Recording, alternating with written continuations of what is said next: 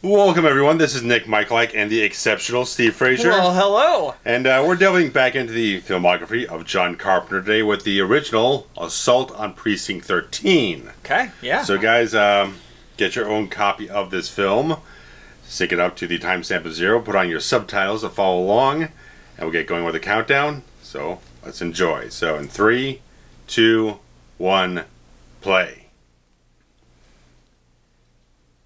It's been a hot minute since we've done some JC here. Yeah. Stepping back a couple years. This one just no big logos or anything, just like Carpenter music straight up. Let's get into it. And this is the 4 stanza theme that just kind of plays throughout the whole movie. It's very catchy. Yeah. And it's very ominous. Oh yeah. It starts to wear on you though, I think. By about halfway through, it's Carpenter put together the music about 3 days, and when we put together a couple pieces so he could edit it out through the entire film. So sitting there and scoring the film properly, he just didn't have the time to do that. Hey, some familiar names here. Yeah, just past Tony Burton, who was Apollo Creed's trainer. Okay. In the Rocky films, so he's got a lot going on in this film. And of course, these are same years Rocky or. Yeah, 76. Yeah, I was gonna say this is almost like the exact same month. The beginning of a troupe. I mean, because obviously this is his first properly cast and funded feature film project. So he puts out the casting call. And we get Tommy Lee Wallace, who he just kind of snagged into the production because you need people, right? And Tommy's like, I don't really know exactly what this job entails, but I'll go for it. Right. Just give me a job. Yeah. It's kind of like, me. I'll go get coffee for people. I don't care. Yeah, he puts out casting calls and hits up Nancy Loomis, Charles Cyphers, stuff like that. And well, Nancy Loomis was married to Tommy Lee Wallace at the time? Maybe they met on this movie? Probably, because I don't think they knew each other yet. But because I was looking up information online, there's nothing documented online about when their marriage began and ended. Sure. So it's just very vague. So it's possible that they met on this movie. Yeah, and built up through Halloween and so on and so forth, Fog. I think the budget on this is only $100,000. Yeah, about $100,000, yeah. Which, I guess in $76 was a decent amount. Fair. It was fair, yeah. But, probably $500,000 or so in today's dollars. But yeah. Yeah, it already feels low budget. Yeah. I mean, we step back a tad bit in the credits. The editor is credited John T. Chance, but that's actually John Carpenter. Oh, yeah. But John T. Chance is the name of John Wayne's character in Rio Bravo. Yep. And this film is very much influenced by that, so he was directly homaging his influence for the film. I love it. Because he wanted to make a Western, but at the time, he wouldn't have had the resources to do it as a period type of thing, get the period dress and get in the sets and all that type of stuff, so it's it was not feasible. So he rewrote it to be more of a urban warfare type of crime film. I think it works. Yeah. And you just saw this recently for the first time? I just watched it, just over the last couple days. And your initial thoughts are that you enjoyed it? Yeah, some things to get into, but because I had seen the remake when it hit theaters 15 years ago, so it was I knew that so well, so I was watching this okay, they picked up something here and kind of flipped it around and did something different than the other one. I haven't seen the remake since I saw it in the movie theater, so. And I had not seen this one until after that. So I've seen this one a couple times more recently. Mm-hmm. As we sit here today, I think this is probably my 3rd viewing. Okay. Which is still 3 times more than the remake. So I'm definitely more familiar with this one. Okay. Even though I really liked the remake when I saw it, and I didn't even know that it was a remake. I don't think at the time. I did. I was aware because I just never, because this is one of the least talked about John Carpenter films. Everything kind of starts with Halloween and then goes from there. Right. No one really discusses this one, so it never really gets the traction for everyone to like get all excited about it and kind of check it out and look it up and everything like that. So it's like it's interesting. It feels different than some of his other ones. It's very different in a lot of cases. I mean, it's a very different style of action film than he would make. I mean, Escape from New York still has the urban stuff, but it's a lot more comic booky, and it has a very different style of photographing and editing all its action stuff. This feels a little bit more, as we'll go along, it does feel a little bit more modern in a certain way, in a tad bit of way how he executes a lot of different things in the film. It feels more realistic. Yeah. And the blonde guy there, he would be in Escape from New York. He would be one of Isaac Hayes' henchmen. I'm not a huge fan of Escape from New York.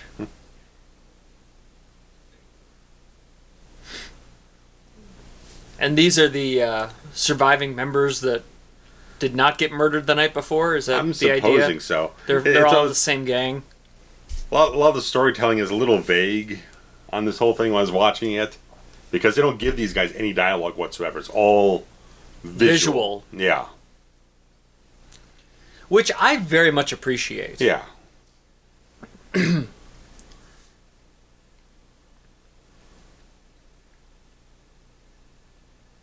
mean, this is some serious ritual shit here, right? Yeah, this is supposed to be like Blood Oath type of thing. Obviously Blood Oath, but the point of the thing is like, we go out, we wipe everyone out, no matter what, whatever it takes. It's us or them, type of thing. Yeah, it's They get great. wiped out or we get wiped out. Yeah, Survivor Series, basically. Strive to survive. That's right. This guy, man, Austin Stoker, just like watching this, like, man, this guy just he just radiates something on screen. You immediately just gravitate towards how he carries himself, how he looks on screen. And I tell you what, he epitomizes a cop to me. Oh, absolutely. Like, when I look at him in a cop uniform, I don't even think that that's an actor. I just assume that's a real cop. Yeah. He looks like a cop. Yeah. He acts like a cop. He's got a beige, beige sedan. Beige sedan. Is it a Ford? Maybe a Dodge? Which is a great, either detective or undercover car. Yeah. Which we've beat to death in previous commentaries. But in case Pontiac. you're new here, maybe it's a Pontiac. I love a beige car. They just don't make beige cars anymore. With the bench seat, man. That's sweet right there, man. Unmarked vehicle. There you go. Highway Patrol. Yeah, Chips. Right? Because I assume they're in California. Oh, yeah, very much so. I don't know if they actually say they're in California, do they? Well, it's pretty obvious. Well, yeah.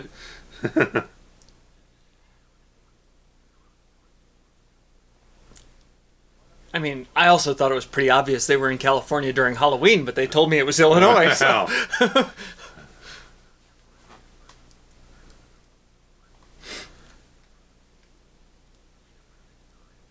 Yes, it's very interesting because it's Precinct 9, Division 13. The original title was not Assault on Precinct 13. The producers put that on there. Carpenter originally had it titled the Anderson Alamo because it's the Anderson neighborhood ghetto, whatever the case. Okay. Then he was going to retitle it to The Siege, and then they just decided Assault on Precinct 13 just sounds better, even though it's not Precinct 13. It's Precinct 9, District 13. I don't think I ever put that together. That it's actually Precinct 9. Yeah. So. Interesting. All the old laundry back there. And of course, this being like the first major theatrical Carpenter film, it's not John Carpenter's Assault on Precinct 13 because fuck all does anyone know who he is yet. Which I feel like, because you got to earn it a little bit. Is his name above the title in Halloween? I believe so. Is it John Carpenter's Halloween? Yes. That was, and that's only his second or third movie. Yeah, it's a quick upswing. Yeah, no kidding. Check the Sporco and Cyphers here, man. It's olive green. Olive green corduroy beat here. And this guy on the right. Oh, the right. Yeah, the warden. I mean, Is he a sleazy warden or Oh, what? yeah. Well, the curl in his hair really shows it off. It's got a three-piece going. Yeah, but it doesn't match. Like No. Hell no. It's weird. And Billy Badass here. Oh, yeah. I mean, his name's Napoleon, for Christ's sake. Napoleon Wilson. I like Cyphers, man. Cyphers just got this sort of weight on screen, you know? Although he looks, I mean, granted, he's 2 for 2 so far playing cops in Carpenter movies. But, Right. but he looks less like a cop than Bishop does. Oh, yeah. I don't remember the actor's name, but... Yeah, Austin Stoker. Austin Stoker, right. Mm-hmm. Bishop's the character name. Yes. Like, to me, Cyphers could have also played the convict. Oh, yeah, he easily could have. I mean, he feels like chameleon, like... Yeah. That guy couldn't have played the convict. No, God, no. He's a sleazy warden all day, every day. Uh-huh.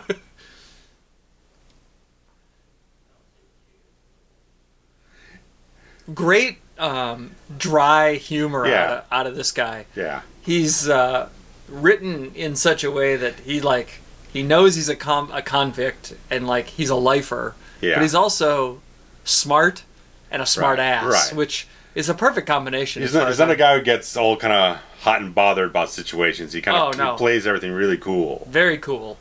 He's Joe Cool. Yeah.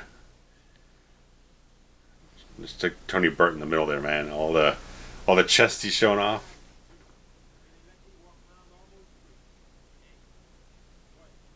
This is back when they actually used to like chain gang the prisoners. Oh, yeah. I don't think they still do that. Like if you have to transport a group of, felons on a bus or something. I don't know if they have a little more sophisticated procedure these days. Yeah.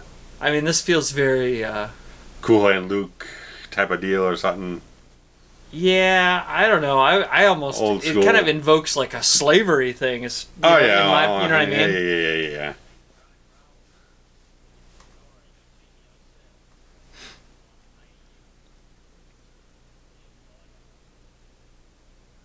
Old man cigar store Indian there on the left. Look at him.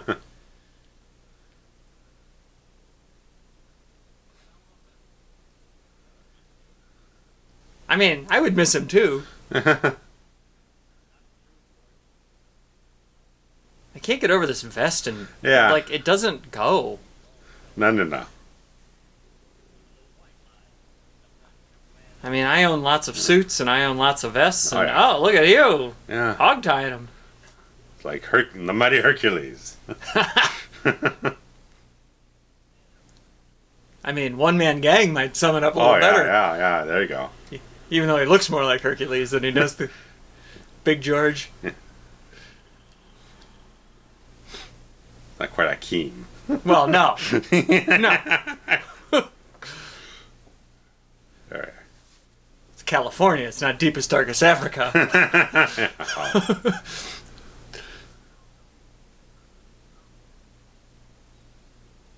Street Thunder.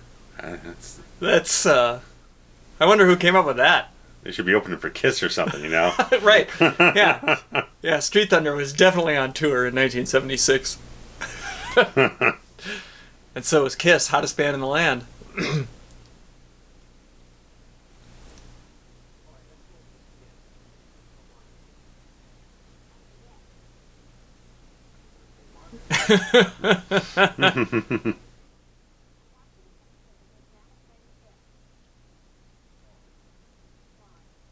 She's also got a very large presence. I don't know why, but I don't know if it's the tone of voice, or something that tells me like she's authoritative, like she's confident. Yeah, she feels like she's got some screen experience.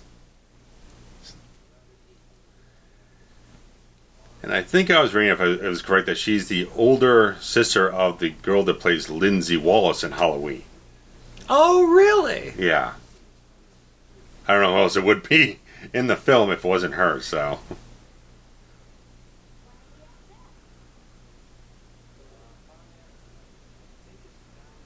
So he's being very twitchy. Yeah. And it has been a minute. So is he some kind of criminal? I don't remember.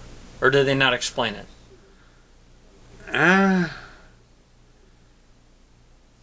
Because he just seems like he's he's got a nervous energy about him. I think it's. I mean, his story gets detoured off the way very quickly. Well, right. I mean, I think it's just the fact that he's trying to like. Okay, yeah, because I think they're going off to see like the grandmother or something like that, and try to coax her out of the bad neighborhood to come live with them, stuff like that. Sure. He's probably just twitchy because it's a bad neighborhood. All right. I would imagine that's the case. I'm gonna guess that that's not a Casio keyboard that he's got in there. The Casio keyboard's on the soundtrack right now. Yeah, Carpenter was saying like, pretty much said like they were using like real old synthesizer technology. It was real tough to get a lot of things recorded. Yeah, he's just got that 4-line refrain that just goes over and over again, and it's catchy as hell, and it's ominous, but build some tension.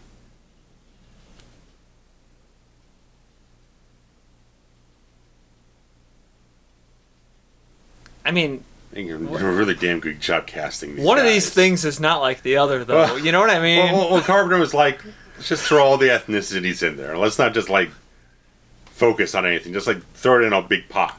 I'm not disagreeing. Yeah. I just don't know. But typically, I just don't know if our boy in the back left would be a part of the same game. Right. I'm just saying.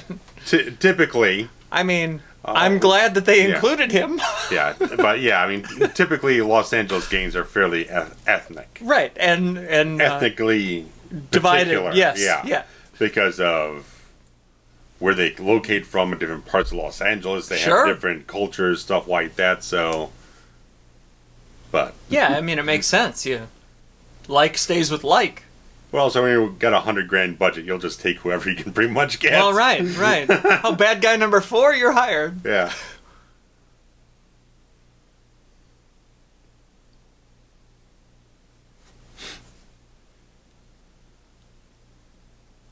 And is this is his, not the one that is being... This is the one being shut down. So he's coming over to kind of like oversee like the final... It said Division 14 on the... Yeah, continuity was a little bit of a shambles in that regard. This is the one. Yeah. Because that parking lot comes into play later on. But so it's actually Division 9, or Precinct 9, Division... Precinct 9, Division 13. But it's Division 14 on the building, so there is no 13 at all. There's no Precinct, there's no 13. This whole movie's a lie. Unbelievable.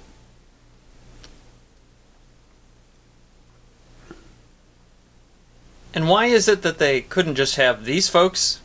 Is this like the day shift and he has to be the night shift? Well, is that... basically they're packing up the last of the things that transfer over to the new precinct. Sure. So the captain who's going to meet here in a few is going to be packing up, and he's leaving, so they need a supervisory guy here. So he's just, day shift is done, night shift. There's supposed to be some other guy comes in early in the morning to kind of like finalize everything, so they just need someone to bridge the gap. For everyone that keeps calling up and moving things around, shuffling the shit, so...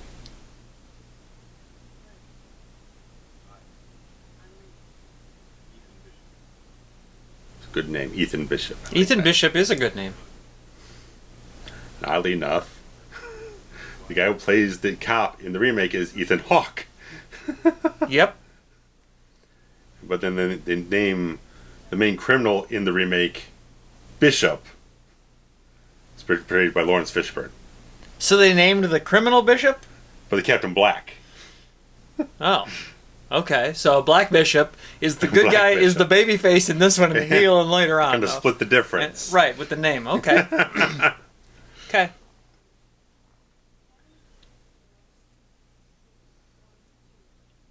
Wonder if anybody tried calling that number back in the day. So there's Nancy. Still a little bit ornery. She plays that very. She plays a type. Yeah, she plays a type. It's fine. Just little attitude. Hills Brothers. Oh, yeah? I saw a can of Hills Brothers. Mm-hmm.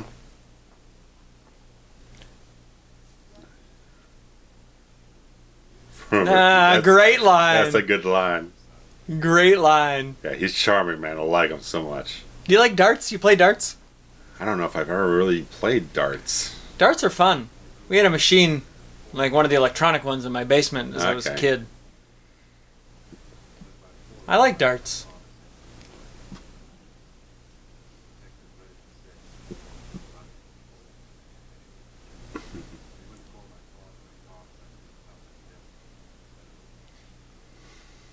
I don't remember. Does this story come back into play later on?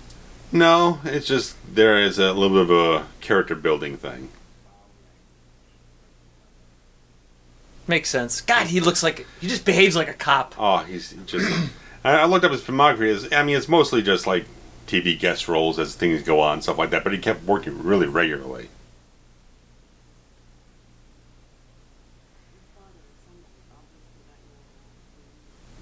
So, is that supposed to indicate that his dad was actually at that desk? Maybe. Because I think he pointed down at the desk, right? That he carved something in it? Possibly. I mean, it would be nice if they showed us, or more clearly dictated what it was that he carved. But, I mean, I don't really know if it matters. No. Cheers to you, sir, and your cup of coffee. Yeah.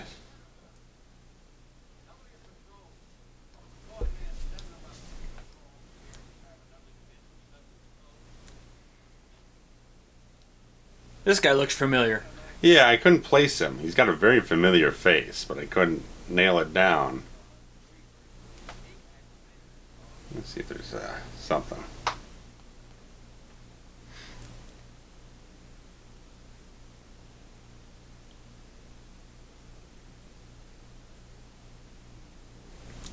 He's got good hair. Mm-hmm. Well, they both have good hair, but he's got good hair.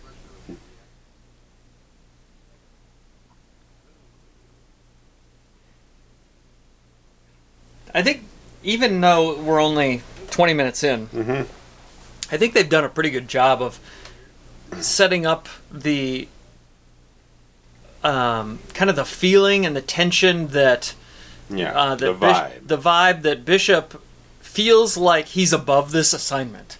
Right. Just in his... Because I get the feeling from his opening conversations on the radio, stuff like that, almost like he just got a promotion. Sure. He's ready to do some real big work, whatnot, and Stoker was kind of saying that he kind of envisioned the character kind of like he worked a desk and stuff like that, so he's not really used to being out on the beat, stuff like that, so he just feels like he's a little undercut in this situation. Yeah, first night out. Yeah. Trying to find a name for that actor, for the captain there, not finding anything. But yeah, I mean, it's like you can tell that he's itching to do some real police work. Yeah, yeah. And it just feels like a babysitting gig.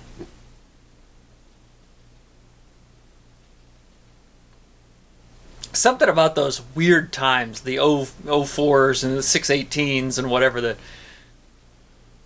make you actually pay attention to it. Like it's one of, if it's an 05 or a 10, you kind of bypass it in your mind. I don't know, it's like a subconscious thing. You're like, oh, it's 515, whatever. But if it's 518 or 618, whatever that said, for some reason you're like, oh, that's a very specific number. Don't shoot her. She's got a guest star on 227 in 10 years.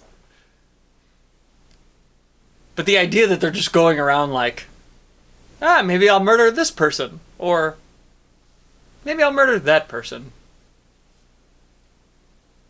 It's like our guys at the beginning of Chainsaw 2. And Tad.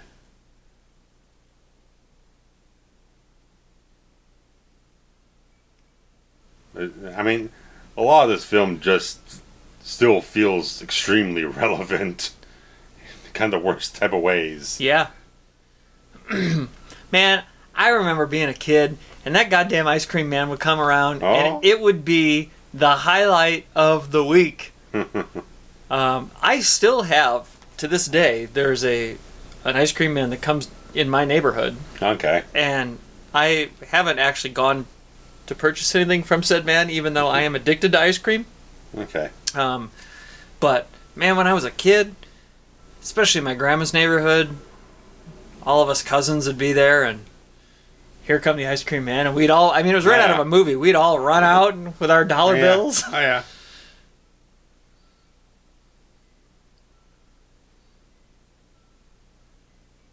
Why wouldn't he turn off the music if he's not actively soliciting? Mm-hmm. I don't know. Just seems weird. And that was the car of gang people that drove by, right? Not the father and daughter combo? Okay. Yeah, those are the bad dudes. Those are the bad dudes. Okay.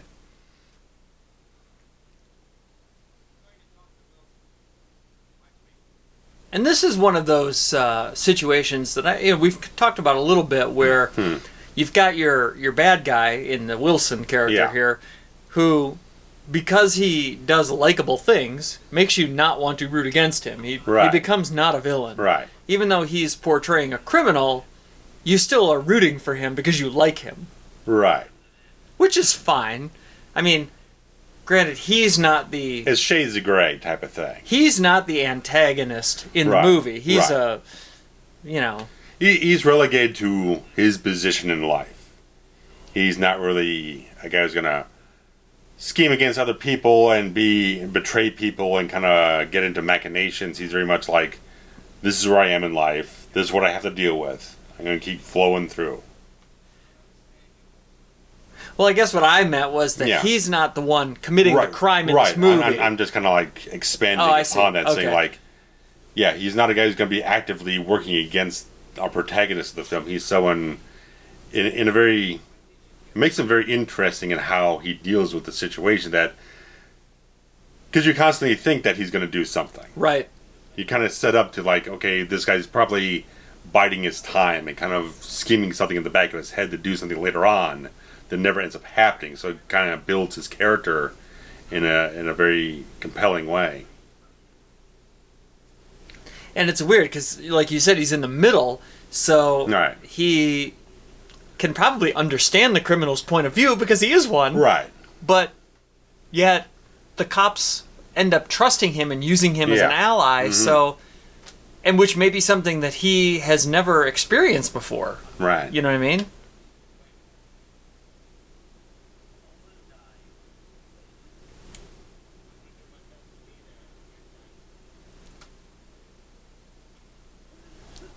So wait, are they on death row? Is that...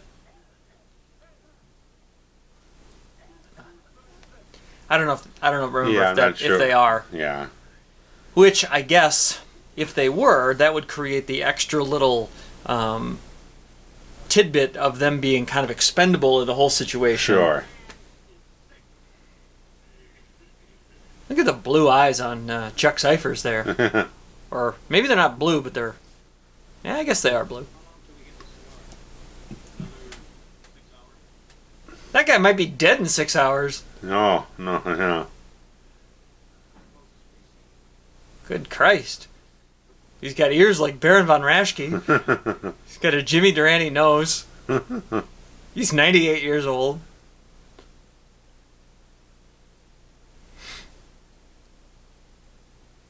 That is a very pretty car, though. That's a big boat. Like a Lincoln Continental? Oh, yeah. Is that what it is? Oh, yeah?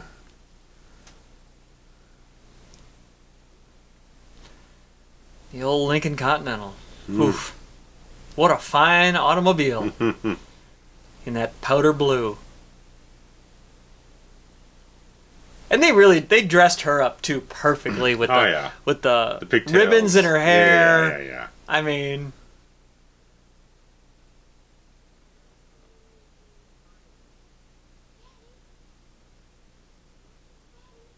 payphones. When's the last time you used a payphone? Probably probably not this century. Yeah. I'm gonna... I don't remember. We used to have a couple at the movie theater I worked at. I don't remember when they were taken out, but it had, I mean, 01, 02 at the latest, probably. Oh, no, you go to any bowling alley, there's just a whole wall of just wires hanging out and just like... Sure. It's very, very sad. I know that there was a bank of them in high school in the cafeteria. Yeah. And I remember my mom's work had an 800 number that you could call instead of the actual thing. So every once in a while at lunch, I would just call my mom at lunch. Old toll free. Right. Why not? Good point. Very, very astute little girl here.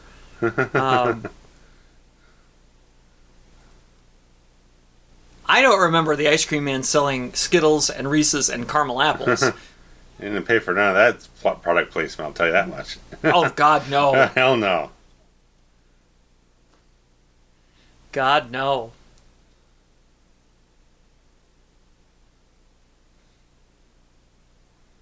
I mean,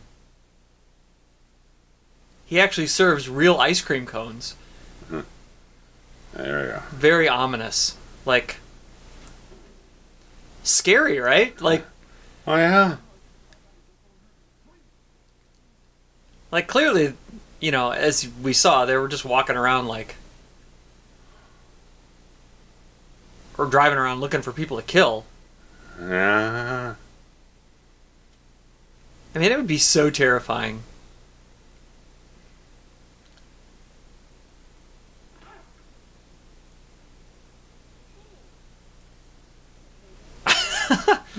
You gypped me!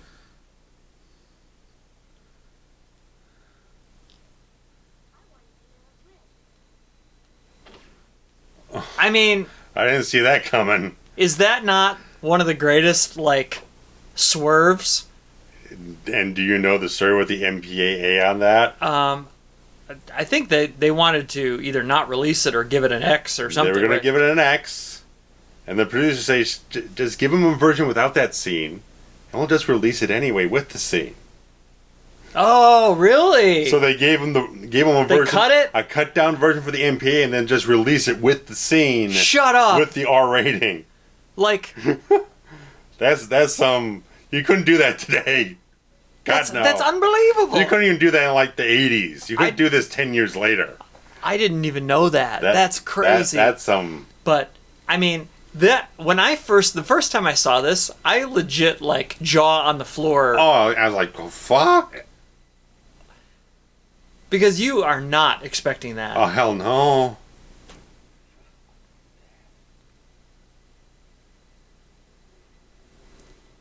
I love the blood still pooling out. Like, those are the kind of details I think that go... A little unnoticed. Yeah, and they make all the difference. Yeah. Like...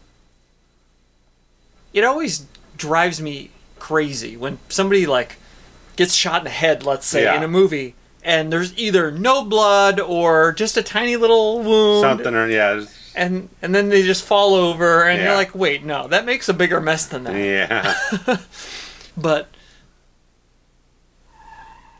you know, to see the pool of blood actively get bigger means that somebody did their homework on that effect. Yeah. And look at this scene, like... Oh my God! Now the old man's gone basically crazy. Oh, yeah. And you guys... The handmade sign. It's like Clerks. Sure, we are open. We're now... Like, I can't even... 34. I can't... About 35 minutes in, I can't even tell you if we have... an objective yet. You know what I mean? Right. Like, the pacing is off. The elements haven't formed up. They haven't interwoven enough yet. It's almost like what would be a traditional kickoff delineation from Act 1 to Act 2 is really the midpoint in this movie because they set up so many different things. Like, all these things are happening simultaneously. Right. Mm-hmm. And it's like, you know, there isn't an inciting act or anything until the midpoint. Right. It's not until the siege begins on the precinct that things really just have a direct focus where everything's lining up towards. Because of that, if anybody's ever watched this and said, gee, it's kind of boring or kind of long-winded or kind of whatever, that's the reason, is because they didn't get to Act 2 until the middle of the movie. Right. You really only have like 20 minutes tops to get your main character set and your objective set. And then you're off to the races with whatever the plot is. Because it is kind of disparate parts here and there. It's mainly with the whole thing with the guy and the kid and the ice cream truck. It's a very random event that happens to spark off. But I mean, really, one thing everything moving towards this place with the attack and everything. Right. I mean, them picking up these prisoners is still like, it's not exciting in and of itself. Right. And I feel like it does. Him getting this assignment is not exciting. Right. And the dad and the daughter driving around. Right. Even getting the ice cream, really not all that exciting. Right. And none of these storylines, this is the first time that any of them of the three, have been interwoven. Right. Like, none of these people knew about each other until just, 30 seconds ago. Right. So I appreciate the setup. Like, the artistic style that he was trying to do. Right. Everything's consistently paced, at least in that regard. I would agree. All three storylines are... We have a nice intercutting of storylines that keeps at least I won't say as much momentum, but at least has a forward progression of some kind that feels like things are going someplace. Because we're dealing with this character and this stuff here, then things moves over here. Just it's not treading water. It's not just kind of meandering around the same type of thing, waiting for something to happen. There's at least a feeling that there are things at least converging. Yeah, inching towards something.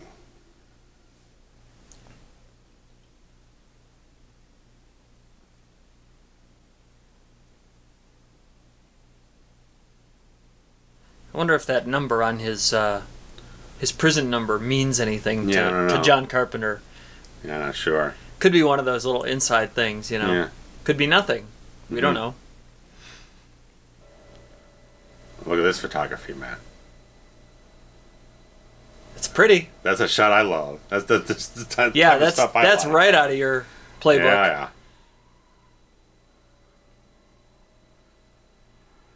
I mean, what'd they do? Just mount the camera to the front of the car? I don't think they had any kind of like tow truck in the tow trailers or whatnot they usually have for shooting car sequences. They probably had some kind of big mount that they suctioned on there or something like that.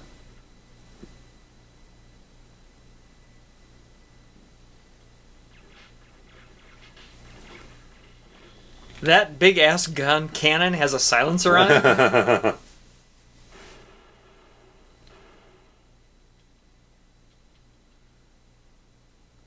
Got him. It's a very awkward pose he's got there. It's almost the James Bond kneel down, but but not quite. And where are you going? Go pick up that cannon that he was holding and use it to chase the rest of them.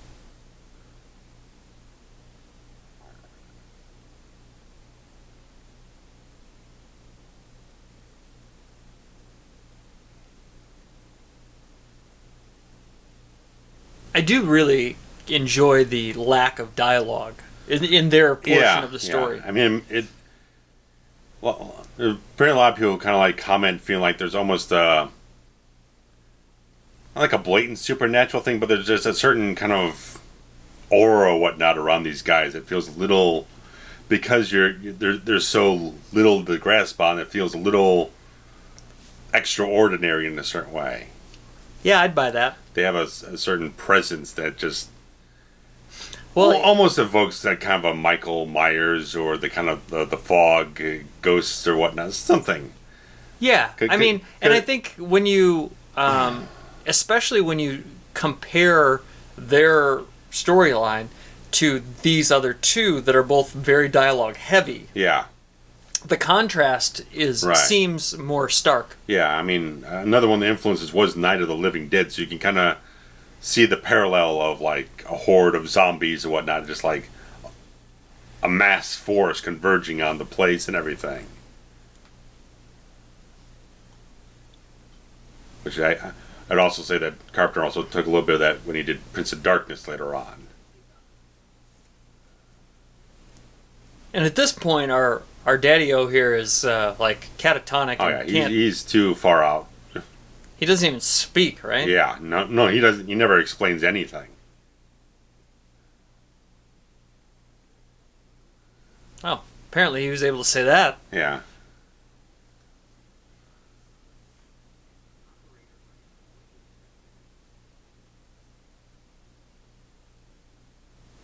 And then we had a shot there of Loomis, Nancy Loomis, and Cyphers, who would play father-daughter. Father-daughter coming up.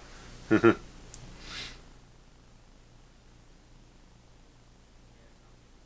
they are. Yeah.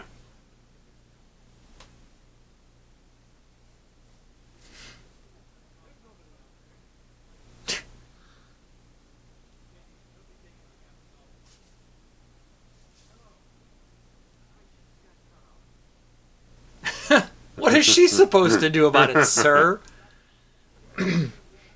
Although I guess she was the phone operator. Oh yeah. Right? She pushes switchboard.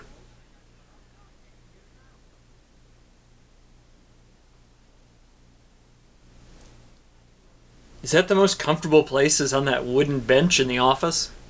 Huh? So there are sit on a couple of the cardboard boxes, I guess.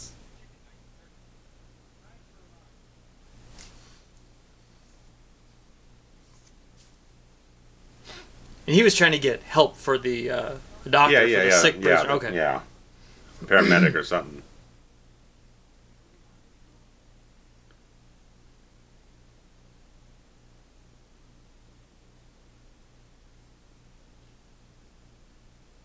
No phones, no power. Great lighting here on the... Yeah, I mean, the guy who got the shot this thing, he worked with him at USC, he worked with him on Dark Star. Didn't do a whole lot of DP work after this, but I guess he taught some classes at Los Angeles colleges about cinematography. But he would end up being like camera operator on other stuff, Skip in New York and a whole bunch of other stuff. But you can still see Carpenter's visual style here. He doesn't have as much to work with. He can't do a whole lot of setups. Right. But you can still see how he knows how to use the frame and everything. And use this lighting. The lighting is awesome. Oh, yeah. This is the old Screen Factory Blu-ray. I think this is the only HD transfer it has, but it looks pretty damn good to me. Absolutely. I think it looks great.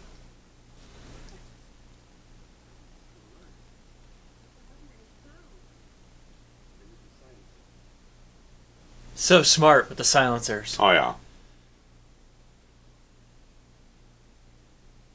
And did John Carpenter write this completely? Is it a sole? Yeah, it's his sole idea. Well, I think he got presented with the idea or something like that, but he is credited as a sole screenwriter. Okay. On this, yeah. Because he was also presented with another script. They ended up going off and becoming The Eyes of Laura Mars. I've never seen that. It's Irvin Kershner. Ended up doing Empire Strikes Back, RoboCop 2, Never Say Never Again. Okay. And, man, they're just picking them off. Oh, yeah.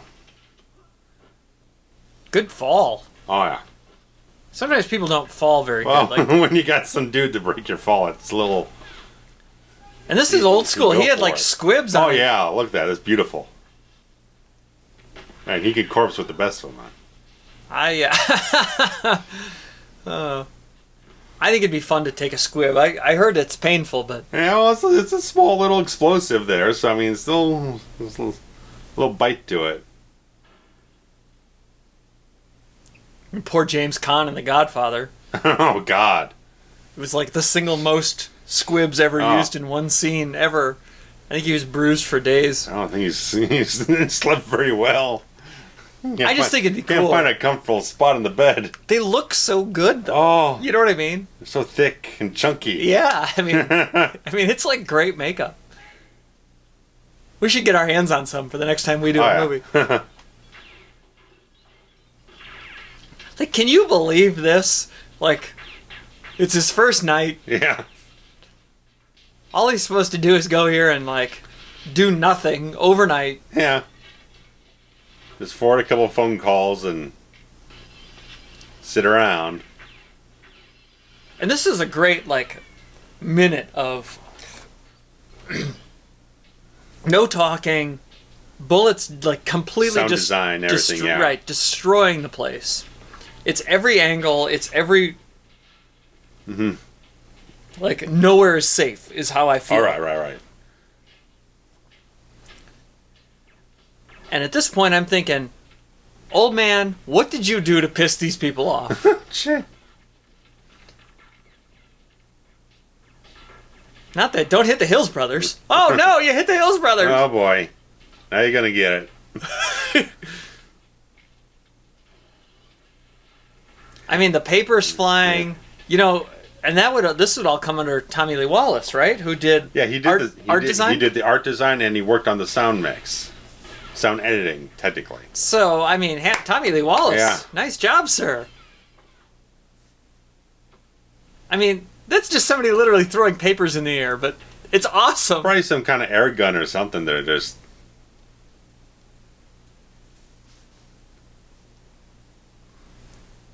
Like, that last 2 minutes was awesome. Yeah. And that's our midpoint, right? Yeah. Basically. Looking at the timestamp. Yeah.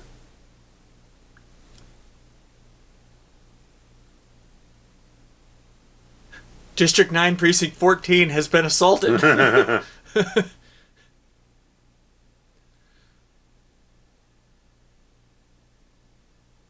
They did change it in the remake, right? It actually is Precinct 13. I'm sure it is, yeah. That's set in Detroit, too. Right. So they did a lot of stuff.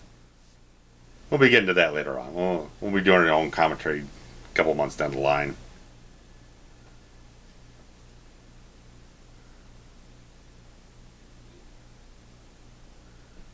I mean, what a way to show off your cop skills, right? Like, now you get to take charge of this situation. And you can't call anybody. Yeah, there's no communication whatsoever.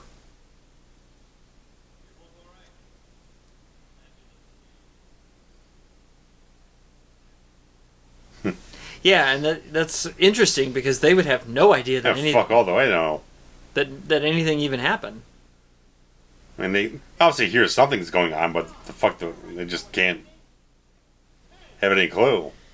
I mean, they were there when everyone got shot up at the back. Oh, that's true. Yeah, back by the bus and everything. So they know something's happening, but it's as vague as possible to them. Great Coke machine there in the corner. Oh yeah. Well, you didn't see anything before.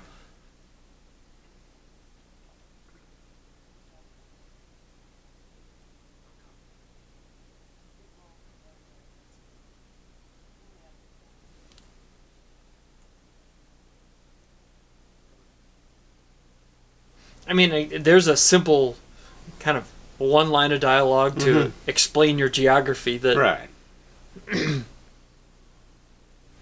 Because somebody like me is sitting in the audience going, well, just go out the back door. Yeah.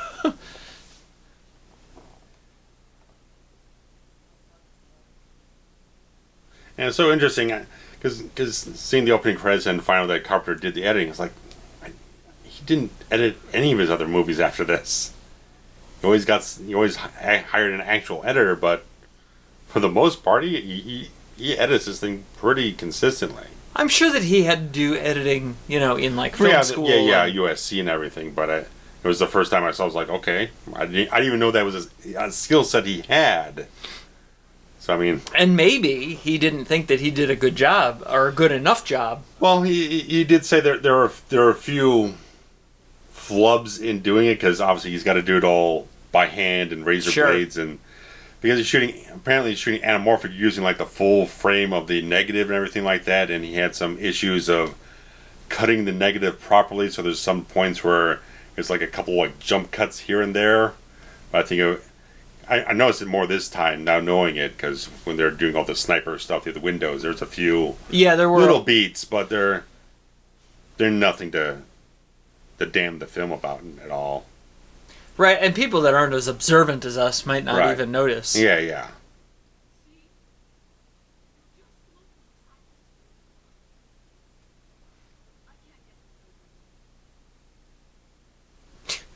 Do I have to do everything around here? Everything.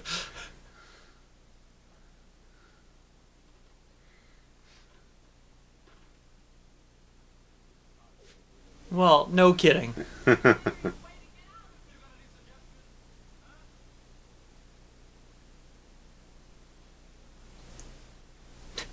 If you're not offering solutions, you're part of the problem. Let me move you closer to the window.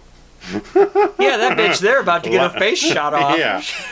That's my one thing watching is like, you're really going to keep looking out the window that often? Right. That window used to have a full pane of glass in it. Yes.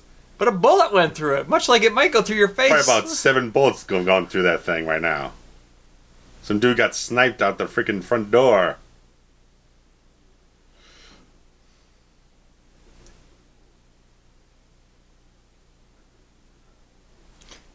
I bet that gal's been connected to the pole before.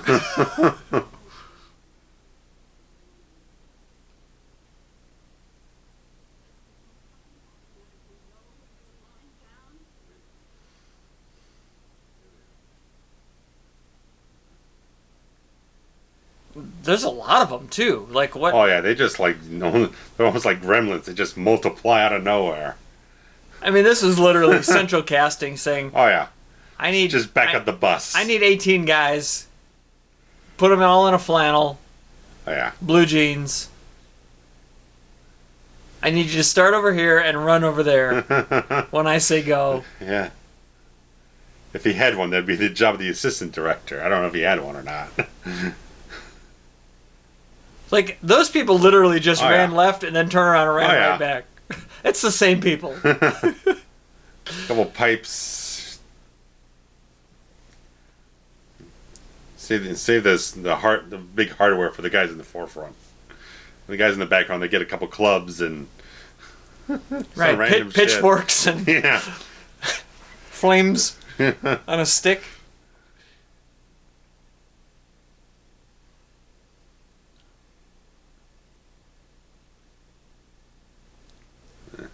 Division 14. Can't get over it. Well, at least he didn't go back and like digitally alter it or nothing. It's like, fuck that.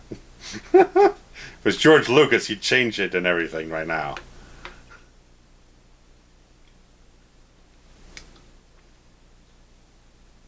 What does that say? That was my problem. It's like, you could have laid that down a little flatter, pal. I mean, I know the wind's blowing. I mean, I'm sure the blood sends enough of a message, but if you got a tarp with a message on it, I want to make it a little clearer for someone. And that's not even one of those situations where the characters know what it says. Oh, yeah. You can fuck all.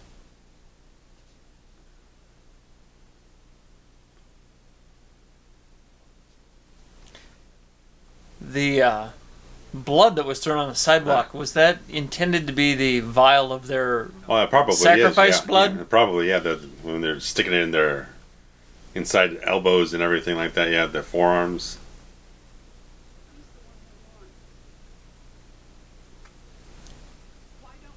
Yeah, that's my girl. Dump her on the side of the road. Huh? That's right. That's right. Just if they bodies across the highway. If they want him, send him out there. Maybe they'll leave. We lose 1, we save 15. The math adds up in my book. I mean, his daughter's already dead.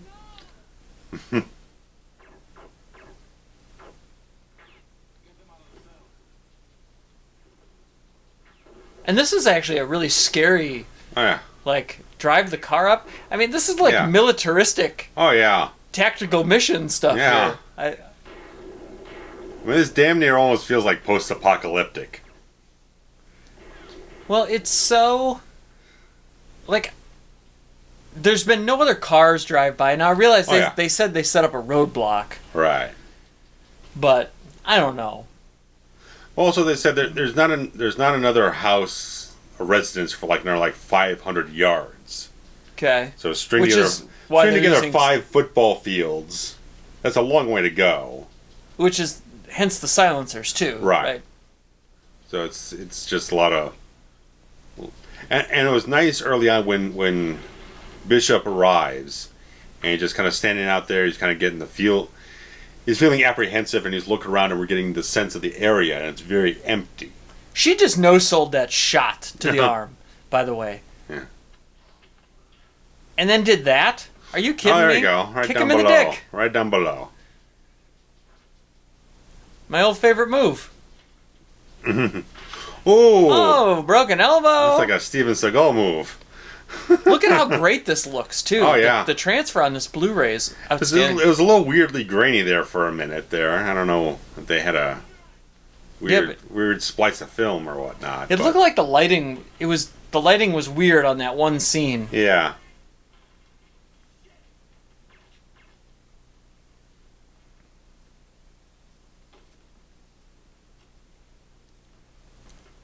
I don't think that's going to work.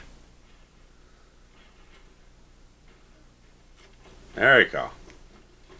He He-Man'd it open there.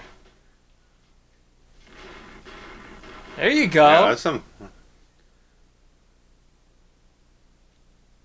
that's as slick of an action beat as there was in 1976. Probably even a little ahead of its time in some of that execution there. It feels a little bit more 80s in regards to the pass off. Yeah, how some of this action kind of moves in the film. Like quick insert shots and move from beat to beat like this. It feels a little ahead of its time.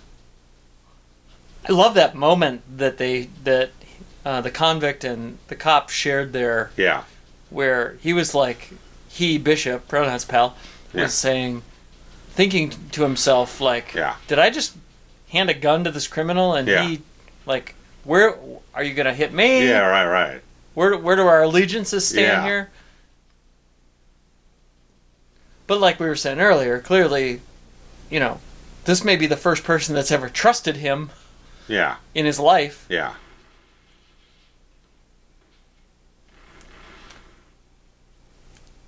This is like the zombies coming through the stained glass in the fog. Oh, right? yeah. I mean, like I said, Night of the Living Dead was a clear inspiration on this. Just like they just keep coming out of the woodwork. And what a simple story, too. Like, when you break down storytelling, it's like a bunch of bad guys raids the police station. Yeah.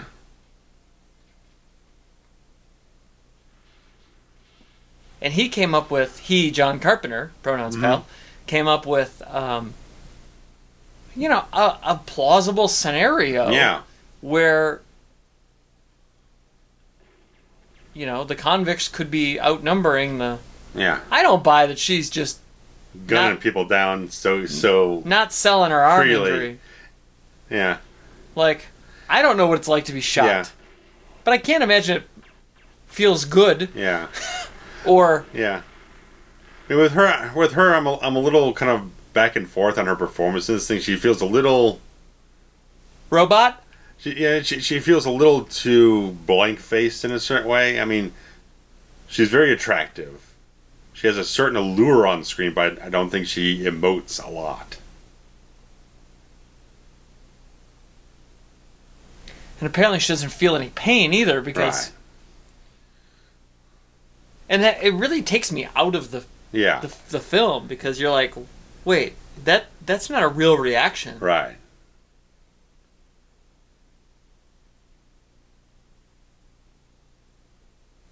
And she's not even... Right. Oh, no. Not Julie. She's not even, so hyped, full of adrenaline. Right. There's not a lot of nervous energy pumping through her or anything like that. She's likely never been in a scenario like this where people are firing guns at her and she's got to fight for her life. So it just feels like there's too chill of a performance. Right. Like there would be some sort of something happening. Right. A little panic or something like that. So I get all these other guys handling it cool because they've been in these scenarios to some degree or whatnot. Bishop's at least been trained in these in sort of firefight scenarios, and the other two guys clearly have been in very violent situations in their past as criminals. So they've got the hardened quality to it to process it.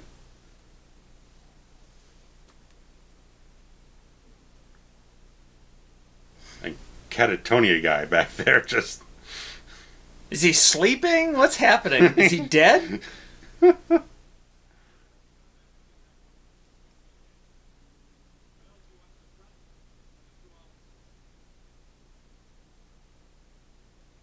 Right now we're at like the 2/3 mark, which isn't normally a mark. Yeah. It's, usually it'd be like, okay, this is demarcation, or maybe like beginning the third act.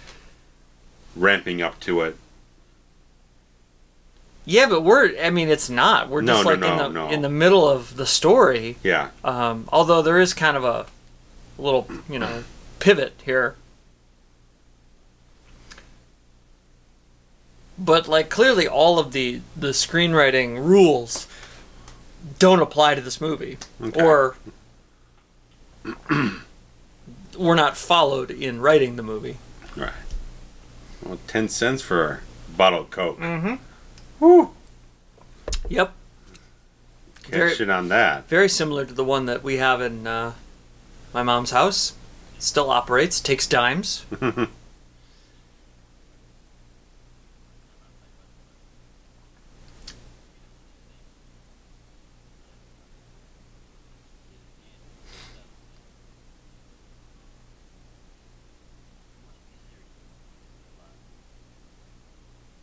It's kind of... Go ahead. Well, this is a nice contrast because he's used to the treatment he gets from, like, the warden. Warden doesn't give a shit about this guy. He smacks him around, stuff like that. Treats him like subhuman and whatnot. Now, he encounters Bishop, who goes out of his way on 2 occasions to make sure that he stays alive. So that's building the rapport and the trust between these guys. I don't know how many movies had taken place before this where the cop and the criminal had to work together or became buddies. You know what I mean? I imagine... I'm sure there's probably a handful or whatnot, but I couldn't name anything. Yeah, I couldn't either.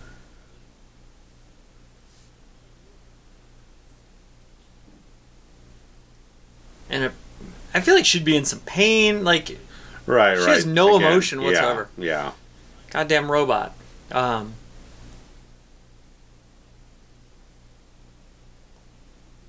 mean, the first one, if you had said, name a movie where the cop and the criminal become whatever, I think the first one that I would think of is 48 Hours. Right. Again, I'm pretty sure there's probably more happen like westerns or whatnot. The lawman or the gunslinger came up against some band of some posse or whatnot, or something. I could see that. I could see that being an extension of that genre. Sure. Well, it certainly wasn't in Rio Bravo. Mm-hmm. But, which I enjoy. I do prefer El Dorado, which anyone is a John Wayne fan. Basically, those 2 movies are the same story, but they didn't really like how the one turned out, so they kind of remade it. Okay. Yeah, I like this whole thing where I think this whole thing of like they clean up the bodies, they get everything. They almost make it like everything would just kind of like disappeared into nothingness. Because they stole the bus out the back and they loaded all the bodies into that thing, so they cleaned up the streets. So if anyone comes by, it just looks like regular old business. Like nothing's going on. So I think that aids into people's kind of perception of the sort of extraordinary type of feel that the gang kind of exudes to the audience. They can appear and disappear in such a almost ethereal type of fashion. Yeah, it's good. I mean, it just builds more of this organized threat. They're not just a bunch of random guys just storming the place. They're very, very organized and be able to attack with the strategy and the tactics and everything. They're very much under control of the situation. And here's the explanation about the blood oath thing. A couple of minutes ago, or a couple lines ago, our main boy there says, "You look like somebody spit in your socks." That's an interesting line. I don't know what that means.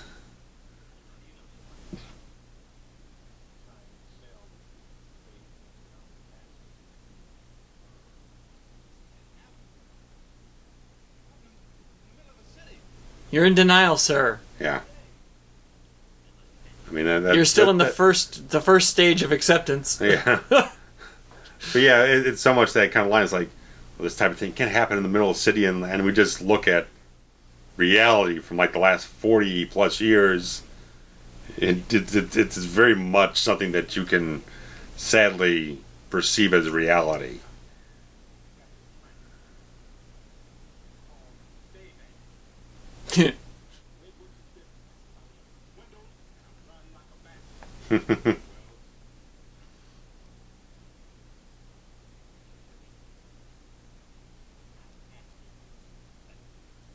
He is holding a gun.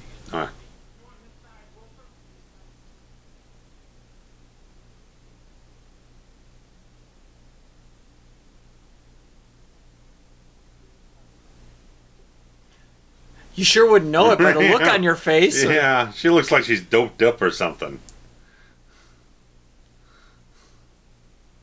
Like she didn't even blink when she got shot in the arm. Yeah.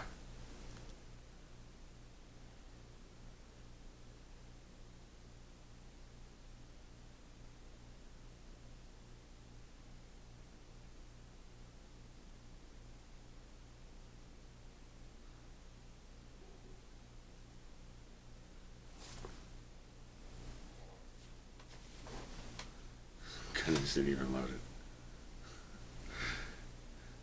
Should have counted off the shots. That's right. Has he got 7 shots in that thing?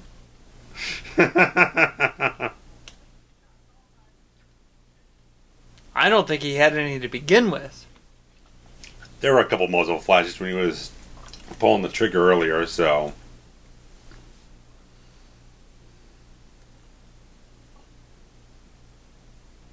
She definitely looks like she's on drugs. Yeah. She's got some morphine back there. Maybe that's the explanation. I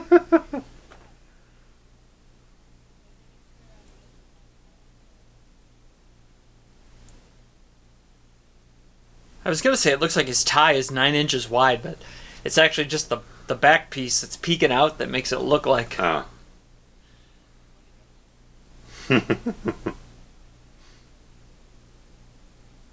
I do like that running thread. It was something that I guess there was some kind of, with like the old Howard Hawks westerns, there was some kind of cigarette gags that kept coming up, and he decided to kind of homage that again with this. I think it works for the character. It shows his kind of chill sort of mentality about things. He doesn't put too much worry on things. Yeah, I like him. Yeah.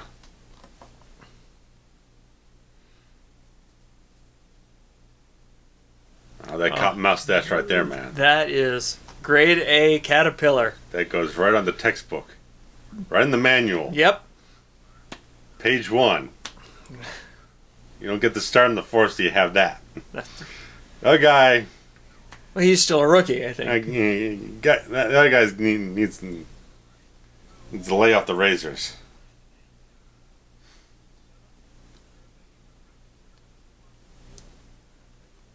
I'm surprised they're actually driving around. They didn't do this poor man's process with a couple of PAs running around in a circle with some lights. Oh, sure.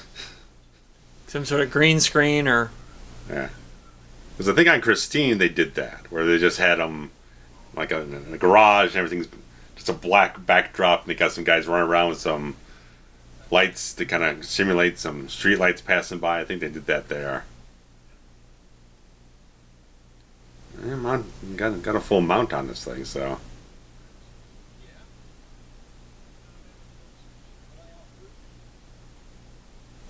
You can tell he's actually driving because he's looking out the window. He's looking, watching where he's driving. Which is one of my number one pet peeves in all of movie history. Yeah, when they're carrying on conversation, they're looking over their shoulder for about a minute and a half. It's so bad. God damn it.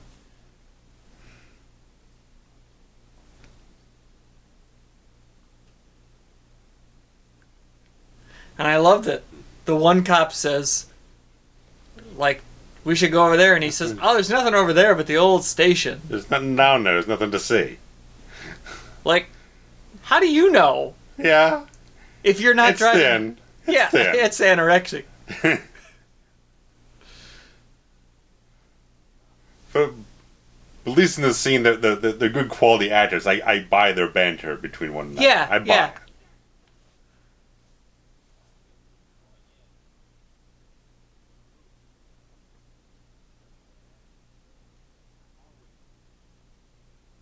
Yeah, Tony's just built, man. Just look at the size of this guy.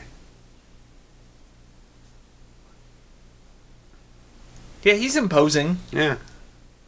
It's like he's got the wide open chest here and everything. Yeah. He's got it going on. Meanwhile, he's Cool Hand Luke. Oh, straight up. Potatoes. One potato, two potato? I've never done this one. We could do it again. All night. I don't know if I've ever done one potato, two potato. Nah, it's the first I've ever heard of it. Oh, I mean, I heard of it as a kid, but...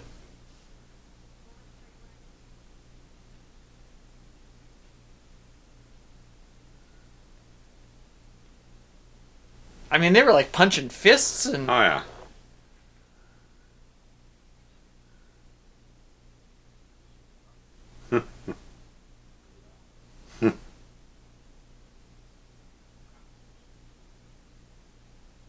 I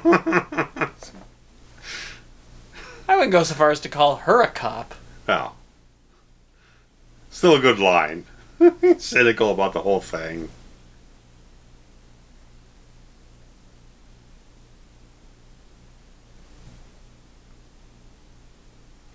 I think that musical theme is playing again. Yeah.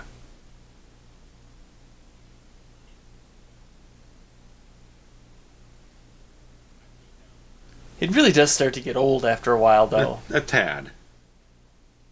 You know, at least Halloween has 3, 4, Yeah. 4, like, main... Melodies, yeah. Yeah, that did mean different things Yeah. and evoke different emotions as you go through. This one, there's really just, like, that main one. Yeah.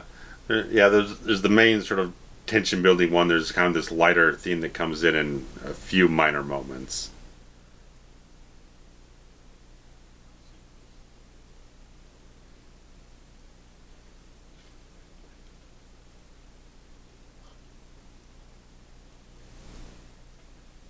That looked like a pretty realistic crawl space. Yeah. John Carpenter doesn't seem like the type of guy to me that would have people crawling through air vents and, No. you know, unrealistic bullshit like we've seen No. covered in some other movies.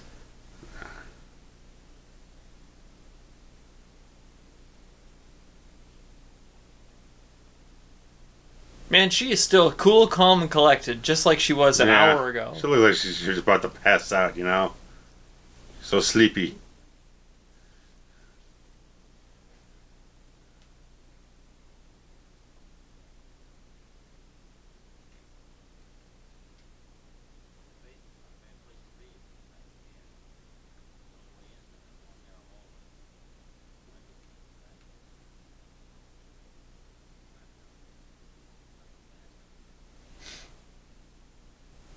That's 1 plus 2 plus 2 plus 1.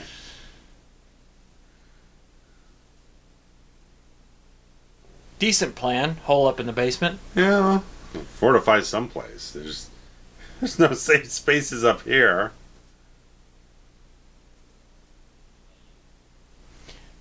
They really have done a decent job at making you think that you can't go anywhere, that you're trapped. Right.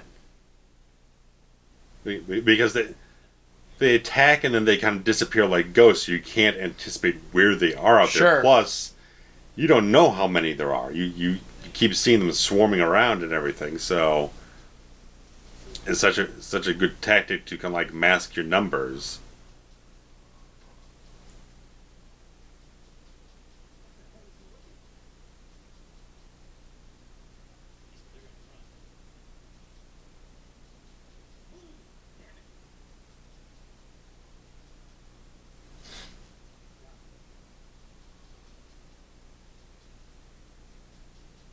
Did he just crawl through, like, poo-poo to get there? Something or another, yeah.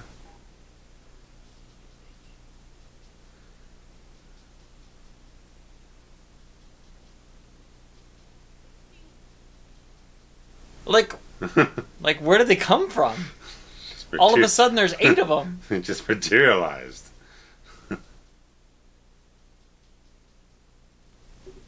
I mean, that's scary as hell. Yeah.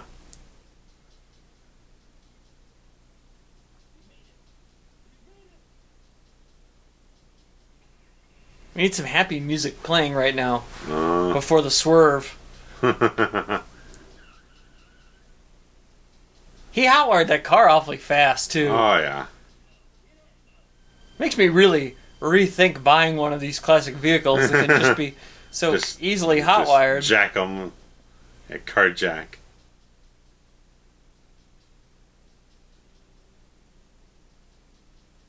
Uh-huh.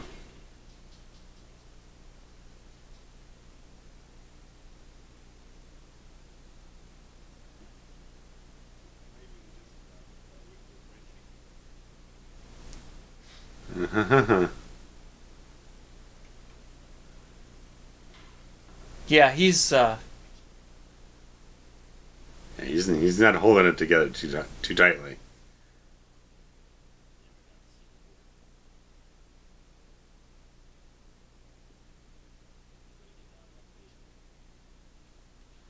He's such an interesting character there, the Wilson guy. Wilson? In a way, he almost feels fatalistic, but he's not pessimistic. He feels relegated to like the situation he's in. It's like, okay, this is what's happening. I can deal with it. I can handle it. He doesn't get his hopes up too high. Yeah, he's very laissez-faire. Yeah. It's like, roll with the punches. it seems like the best idea we have, even though it's not that great of an idea, and I don't think it's really going to do us much good. Oh, don't forget the old boy there. Oh, he looks like grim death. I mean, it's his fault that all this is happening. Oh. The very least he could do is offer some kind of explanation.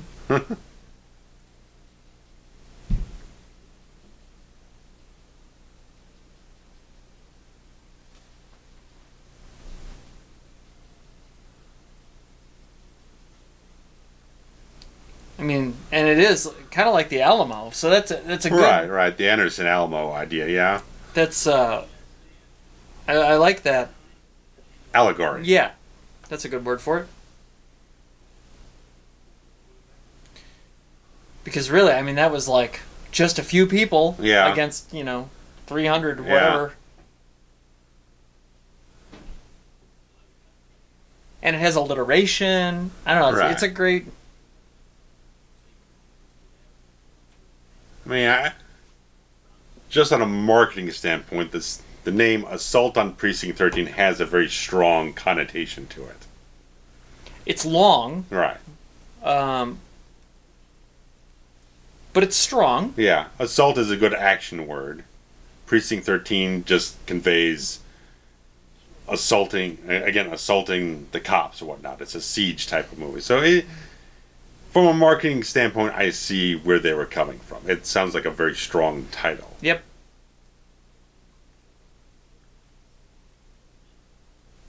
Yeah, I mean, Anderson Alamo could be any type of movie. Right. It could be perceived in a lot of different angles.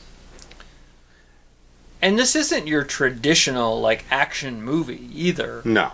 It's not more really, of a thriller. It's not horror. It's not... I mean, in a lot of ways, it's a Western. Right, exactly. Which, I mean, I know is what he was going for. Right. But when you really break it down, like, it doesn't fit into a lot of these other categories. A French Connection, Death Wish type of movie or something like that would happen at the time. Dirty Harry. It definitely has its own kind of slot in the genre. And this thing didn't go over well in America. It really kind of hit its stride over in Britain and Europe and whatnot when they opened the festivals over there, because I guess American audiences just didn't respond to it a whole lot, but I guess the more foreign audiences kind of saw more of the appeal of it with the Western elements, stuff like that, in a new sort of package. So, which is so crazy to me, because the idea of a Western is a truly American. It's a 100% American right. idea. Yeah. But think about how many of them actually like shot over in Italy or whatnot. So right. A lot of Italian filmmakers were making American westerns. So it's such a... It's kind of like country music. Right. Country music is also a uniquely American genre that is now worldwide. Mm-hmm.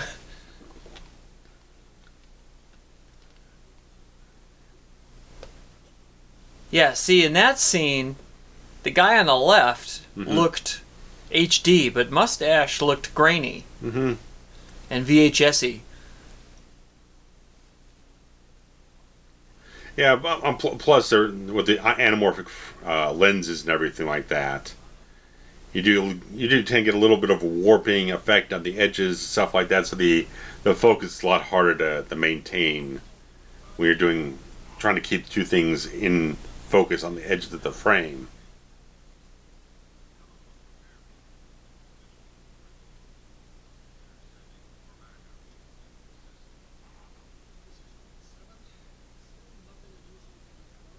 I mean, it's got to be frustrating for them, because right. You literally can't see anything. Mm-hmm. It was funny watching this, and they keep asking for helicopters. Like, ain't got no budget for a helicopter on this movie. No. Can't get no stock footage of a goddamn helicopter on this movie. It'd be like grainy black and white, old school. Be like, some World War II footage. Yeah. Some just Vietnam Huey or something flying around. Superimposed right in the middle. Vietnam. Los Angeles. I don't know. That guy's definitely still alive. Oh, yeah. But what a cool visual. Oh, yeah. I don't think this is an appropriate response, though. You know what I mean? Mm-hmm. He's kind of overacting. A little much. It's a little overdone, but in a way you can see the approach. Okay, they've been driving around all night trying to figure out where all these freaking reports of like gunfire coming from. They can't find anything. They're kind of frustrated. Then they come across some power line workers strung up, bleeding from the freaking things. Like it's taking a toll on their nerves. Right. It's a little kind of like a little bit of a breaking point. You know what's getting on my nerves? Nosferatu sitting on the floor back there.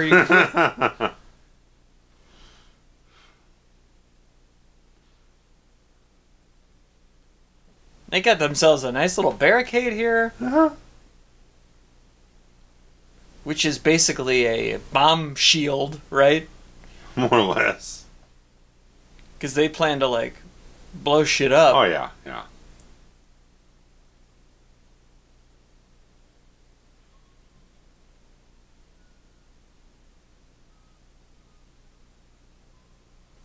This is a very Western element as well. The whistling. Straight up.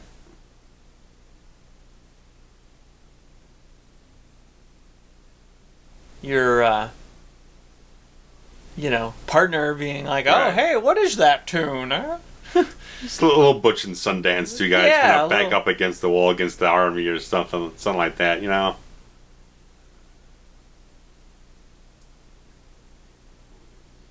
Great question.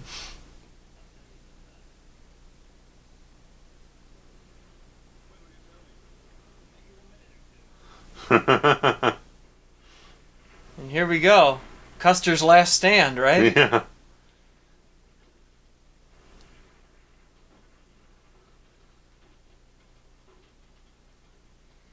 And this is a very Carpenter shot. Oh, yeah.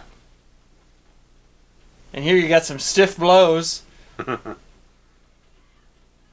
I bet, bunch of hands reaching over, a and couple guys getting whacked a few bruises here and there on the set.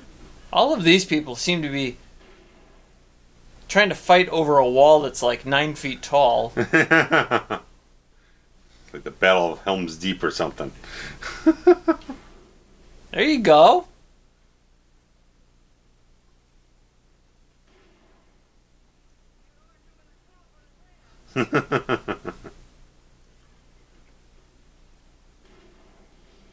Yeah.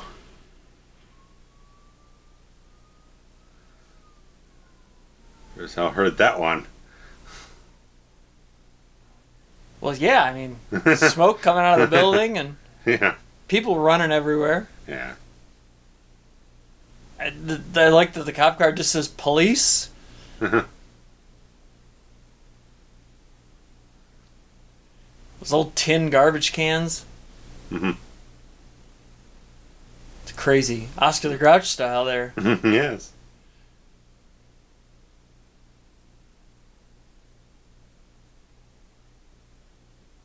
I do kind of feel at the end here, in a way, it kind of feels like it lacks a certain amount of finality because you're used to, like, an action film, you get up to, like, the main bad guy or whatnot. There's, like, a big confrontation. You Well, yeah, there have isn't someone very much identified as the main leader of the entire group, and that's right, not here. the lead antagonist. Right. And in a way, the one that they featured the most was the blonde guy. Right, and he got off the Early, 40-minute first. mark or something. Yeah.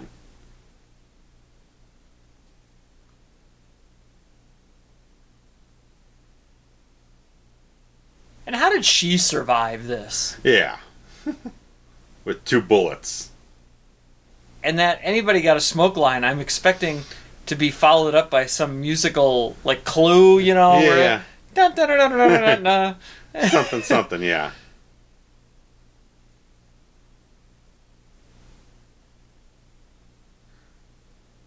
Like everybody's smiling in a freeze frame, like Axel Foley or something.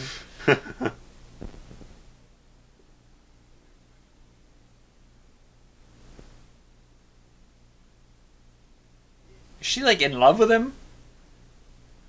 It's supposed to be something. Again, she's been a little too kind of snoozy Yeah, I don't. throughout the whole performance to really kind of She's had get a spark. one tone the entire time. Right. Maybe if you swapped her with Nancy, Nancy would give a little more spirit into the whole thing. Yeah, I mean Nancy Loomis's character was just kind of a whiny bitch, Right. which I feel like that woman could have played. Right. Easily. And if you're gonna kill one, Right. kill her. Yeah. Boy, Wilson has good hair. Oh yeah.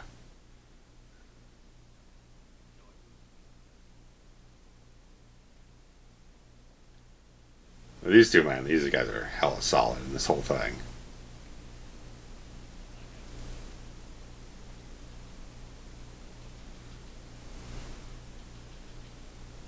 And Stoker kind of had a feeling like you almost wishes you could kind of have an extension on this scene to almost like not let Wilson go back to prison or whatnot, do something kind of like let him go free or something like that. Just have that extension of the bond or whatnot. But I do like I don't know. one little thing is that they had them walking side by side, Right. as equals. Yes. Patrolman Tramer. Huh? Which, perhaps that is the father of our young Ben Tramer, who will soon die a fiery death.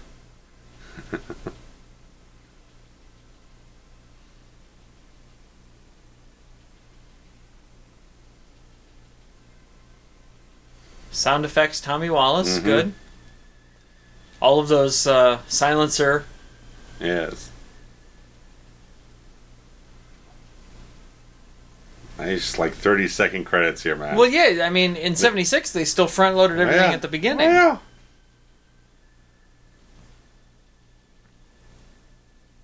I mean, it was they probably did that all the way up to 78, 79. Somewhere around there, yeah. I know Woody Allen still does it today. Yeah. Because he's, from the 1920s. Yeah. Basically. But yeah, it's JC, early JC. I mean, for his, again, first, like, properly produced feature-length film, it's pretty damn good. It's solid, yeah. I mean, you can see the craft he has here. I mean, the more resources he gets, the more you see what he can do with stuff later on, but he shows a lot of potential being the guy who wrote it and edited it and scored it and directed it and so on and so forth. So, I mean, having to do so many things, he pulls off a lot of stuff really, really well here. Because, like I said, there's some of those action beats in the whole thing, how it's shot and spliced together, all that type of stuff, and moves. It just feels a little bit more of an 80s action It's definitely beat. ahead of its time. Yeah. So. And then, of course, his next movie would be Halloween. His peak, basically. Yeah.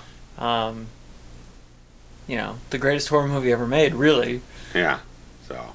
Ah, brilliant. You can see how Halloween got sold so much off the back of how this film got received overseas, so it got a lot of traction for the name of John Carpenter, so people would buy up whatever he was doing next. I can't get over that scene, the X rating and the cut that they basically they duped everybody. I had to get like multiple sources to Sure. make sure that was exactly what it was, because the one sounds like an urban legend type of thing, but Carpenter said it in an interview himself. Crazy. The producers told him to do it that way because that feels so grindhouse in a certain way. So much,